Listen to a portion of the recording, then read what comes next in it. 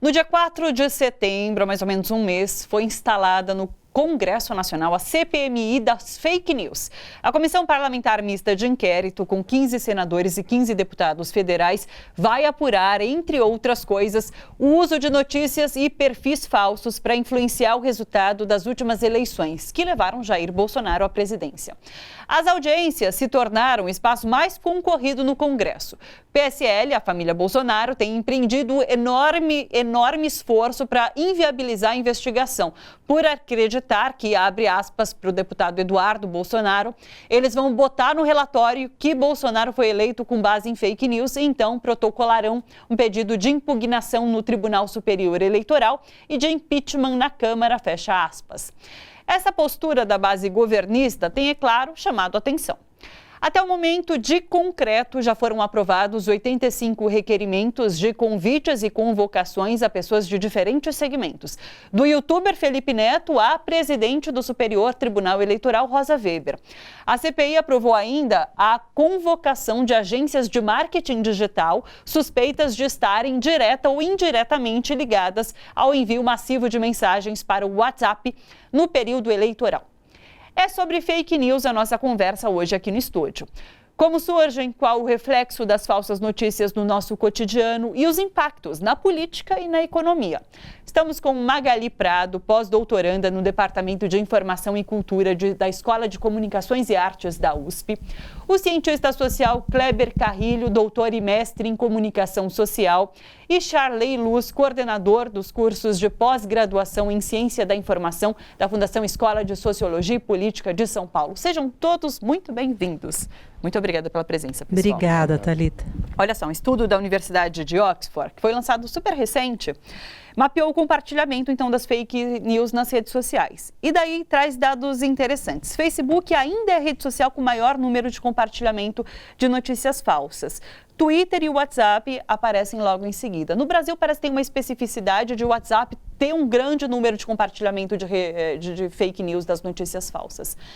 O que a gente pode colocar como impacto real nesse momento da circulação de fake news? Vamos pela ordem? Vamos de lá para cá? Okay. Vamos lá, com o Kleber. Eu acho que nós temos um ambiente em que, como você mesma disse agora há pouco, o WhatsApp conseguiu, com essa disseminação de fake news, essa disseminação de boatos, construir uma realidade política quase paralela, né? Sim. Nós tivemos no ano de 2018 uma experiência que provavelmente vai ser objeto de estudo durante muito tempo. Afinal, nós conseguimos, entre aspas, fazer com que uma eleição presidencial fosse extremamente influenciada, lógico que com uma base já nas notícias da grande mídia, mas principalmente fosse construída uma candidatura em cima de notícias falsas no WhatsApp. E por que o WhatsApp foi importante naquele momento?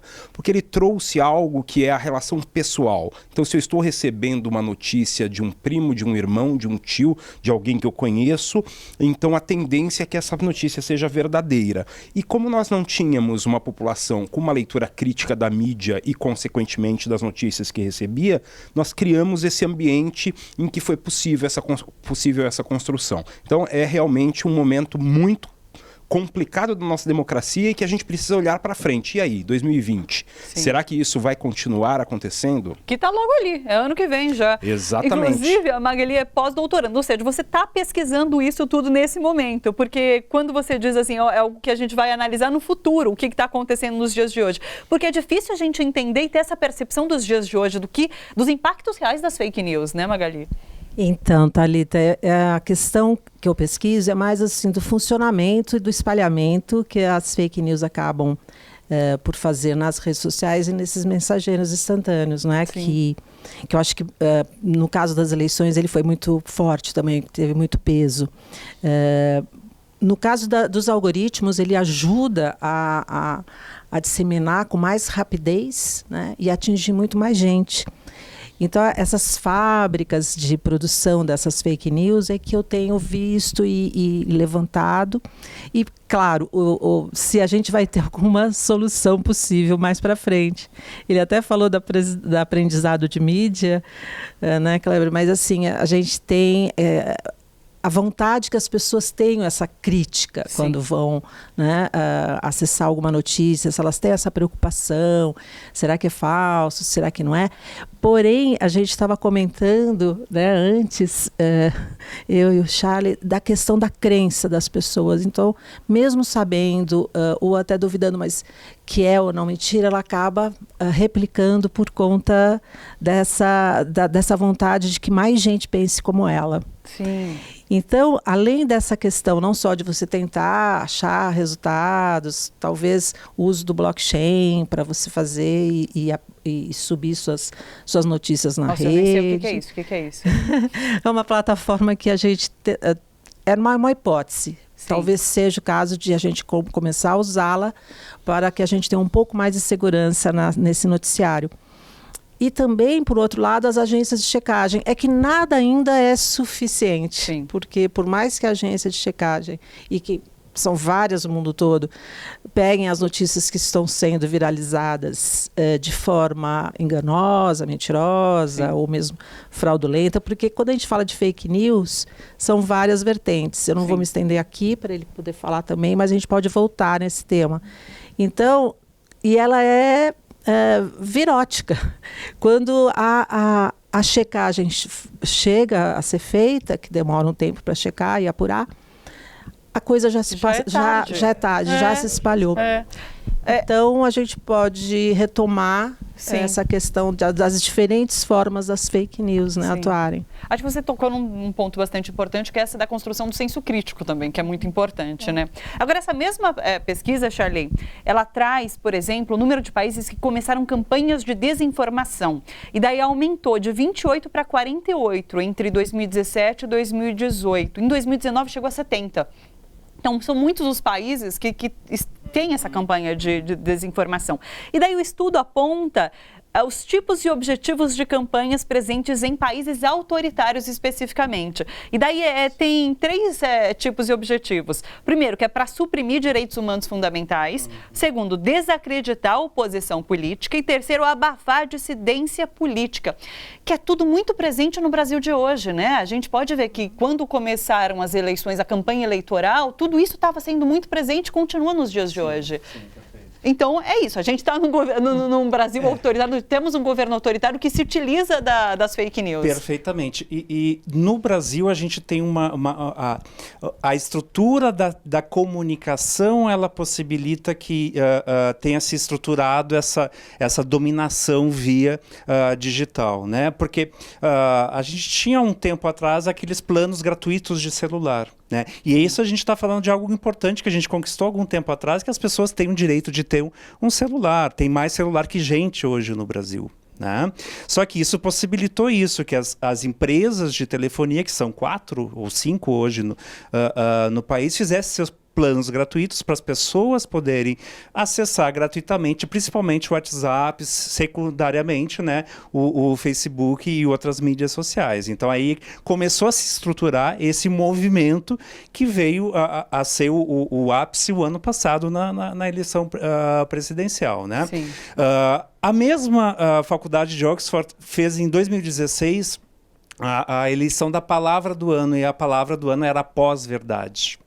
Né? Foi Oxford em 2016, falou, a palavra desse ano é pós-verdade. Então tudo isso também está envolvido, né, com essa questão desse termo pós-verdade, e tem a ver com as convicções das pessoas, né? Então hoje, por exemplo, essas questões de se entender muito mais convicção do que prova ou a realidade, né, a gente vê que chegou até no judiciário, né, onde julgam as pessoas por convicção e não por provas, né? Então isso é um pouco complicado. Isso tem explicações psicológicas a respeito disso, né? Ou seja, eu fico mais tranquilo, mesmo que não seja real, mas aquilo é o que eu acredito, então eu vou disseminar isso, né? E até estava contando um caso numa rede social. Eu comentei com uma pessoa que estava na minha rede, olha, é falsa essa informação, né? Eu achava melhor você tirar, ou quem sabe você apresentar esse link. Daí eu mostrava, né, a contra-informação. E ela, não, é isso que eu acredito, eu vou manter esse post. Né? Então hoje as pessoas elas disseminam informação falsa muito mais por conta do que elas entendem que é real, porque aquilo de alguma forma acalma, né? Na ciência da informação, a gente chama isso de... Existe hoje uma tsunami informacional, né? O que a gente fazia antigamente? A gente acordava, levantava, escovava os dentes, né? Hoje a gente acorda, bota a mão para o lado e pega o celular, né? Todo mundo faz isso. É normal isso, né?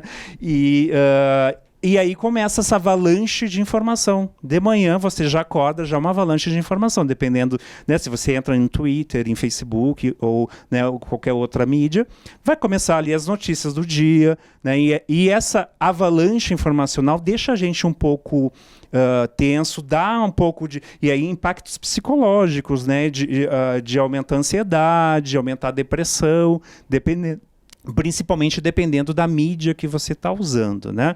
E por falar em mídia, daí para fechar esse contexto, né, que começa então com as empresas liberando esse acesso gratuito a determinadas mídias sociais, hoje a gente vê um oligopólio, porque o WhatsApp é do Facebook, Instagram é do Facebook, né? Por fora corre o Twitter, né, que tentou comprar aí alguma outra ferramenta.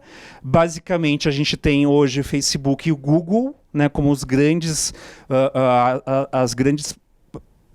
na verdade, eles têm posse da nossa informação. Onde a gente está nesse momento. Então, o Google está sabendo, o Facebook está sabendo que a gente está aqui nesse momento. Né? Então, isso tudo também...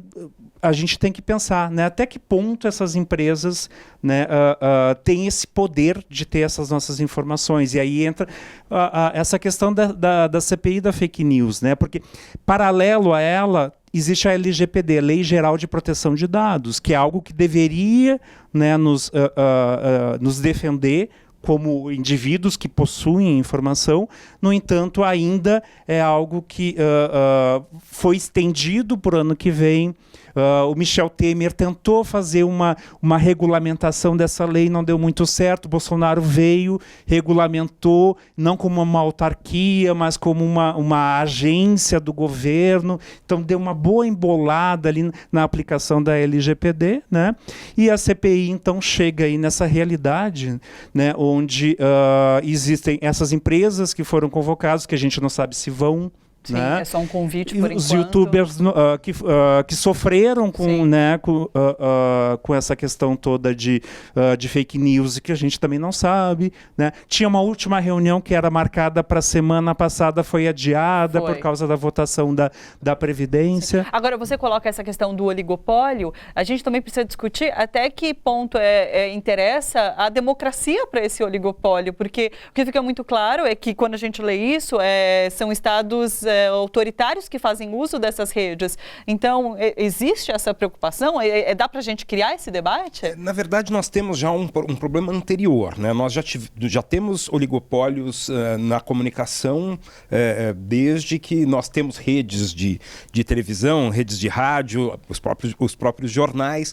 E isso tudo representa um momento em que, além de todas as características, nós temos um ambiente de uma democracia muito fragilizada.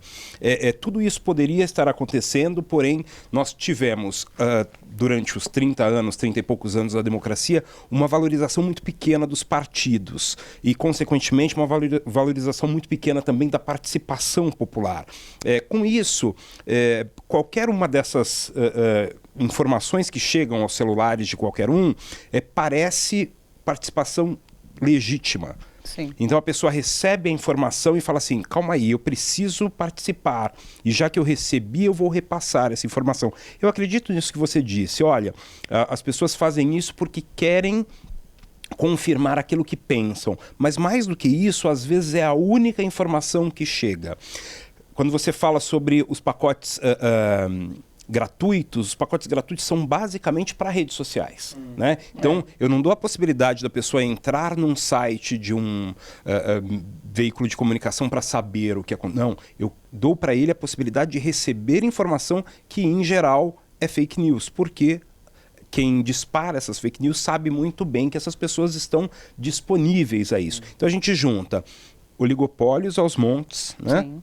Ou não aos montes, né? Pelo contrário, oligopólios com uma pequena participação, ou pequena cultura de participação política de uma população, quando a gente junta isso e diz para ela, agora você está participando porque você tem acesso a um enviador de mensagens, ela se vê no direito de fazer e mais na obrigação. Então ela vai defender aquilo que ela pensa, aquilo que o pastor disse, aquilo que o vizinho disse, aquilo que o padre disse. Uma transferência de credibilidade, né? Porque você recebeu aquilo de alguém que você minimamente confia. Então eu vou passar adiante. E você quer esse protagonismo, né? De eu vou repassar a informação. E é interessante que quando, na eleição passada, quando a gente tem o momento em que dizem que há um caixa 2 sendo utilizado para que as pessoas mandassem as informações, as mensagens, as pessoas usam aquele um memezinho ou então até mesmo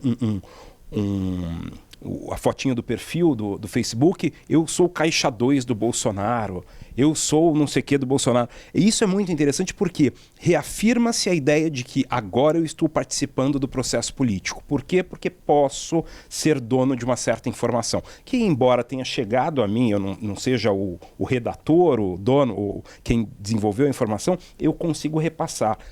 Este poder nunca foi dado a essas pessoas. Sim. Né? Então, quando a gente observa todo o cenário olhando só para a comunicação, a gente precisa pensar também que há um grande problema que é a participação política. Como nunca houve, isso se torna, para a maioria das pessoas, participação política. E as fake news usam uma linguagem muito popular, né? Então é o desenhinho, é a piadinha, e com isso viralizam informação. Agora, Magali, tem um aspecto bem interessante que é trazido numa revista de psicologia, que fala como as fake news estão ligadas à criação de falsas memórias. Porque daí o que acontece? Eles fizeram um estudo em que eles colocavam, eles davam informações, reportagens falsas para as pessoas lerem. E daí as pessoas falavam, não, essa daqui é falsa, mas essa daqui é verdadeira. E daí a pessoa falava, não, é verdadeira porque eu já ouvi falar sobre isso, eu já vi em outro lugar, que não sei o que. Daí eles falam assim, não, as duas são falsas. E a pessoa fala, não, eu já ouvi falar sobre isso. Então é a criação da falsa memória, que também tem impactos na sociedade. É isso, a gente vai estudar no futuro tudo isso, mas o impacto na sociedade hoje é grande. Sim, então, Thalita, na verdade, como eu estava falando no começo, que são vários tipos, né, características de fake news, eu nem gosto muito desse termo, muita gente não gosta, porque são fakes, não são news. Sim. E porque muita gente também faz uma confusão, acha que como é news, né, notícia, é o jornalista que faz, e não necessariamente, né? Que cabe a interpretação, né, que não é o caso. Ah, você é jornalista, fake news? Você faz fake news, trabalha com isso? E na verdade não, né? Você tem várias pessoas que podem ser jornalistas ou não, pode ser um jornalista que não queira mais fazer jornalismo, porque quem faz jornalismo vai atrás do fato, né, da verdade factual. Então, quando você tem pessoas trabalhando, porque eles trabalham, eles recebem, eles são remunerados para fazer fake news. Eles fazem também de uma forma que imita um site, o nome é parecido com o site que tem credibilidade, reputação, né, e que as pessoas confiam. Então, se eu tenho um site que todo mundo confia, eu vou lá imitar, eu uso a mesma forma da letra, as cores, tal, para enganar mesmo. Então, você tem essa notícia fraudulenta que ela tem esse intuito de enganar, tem essa que tira do contexto, mas aconteceu no passado, não acontece mais, e as pessoas usam como se fosse hoje. Tem aquela que realmente aconteceu, mas muda o tom, manipula, mostra só um lado, não mostra da defesa de quem, né, fez e por que fez. Então tem desde a manipulação, tem a mentira, tem o boato que ele citou, tem essa desinformação, que seria uma desordem, né? Uma desordem informacional.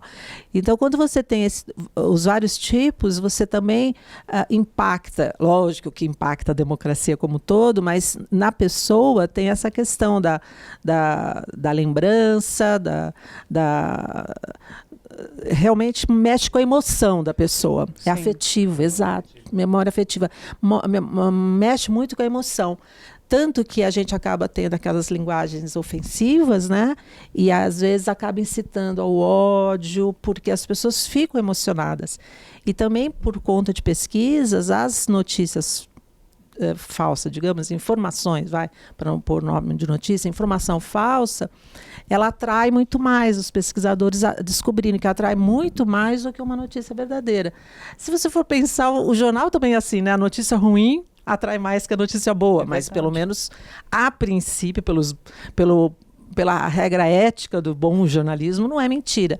Mas, assim, a notícia violenta, a notícia de ruim, ela atrai mais que a notícia boa. A notícia boa não atrai, né? Agora, isso é interessante, Thalita, porque pela primeira vez na história, a gente tem, de fato, os boatos registrados, né? Ou seja, e aí tem a ver com essa CPI, né? Um dos objetivos da CPI é, de fato, ver, né, até que ponto, né, essas informações falsas, essas notícias, né, criadas, esses boatos registrados, né, impactaram ou não com a eleição do ano passado, né? Então, pela primeira vez na história, aquela coisa que era famoso boca a boca, né, ele passou a ser registrado, né? Então, com certeza, nesse sentido, a gente vai ser estudado breve ou né, no futuro por conta desse impacto disso na nossa história.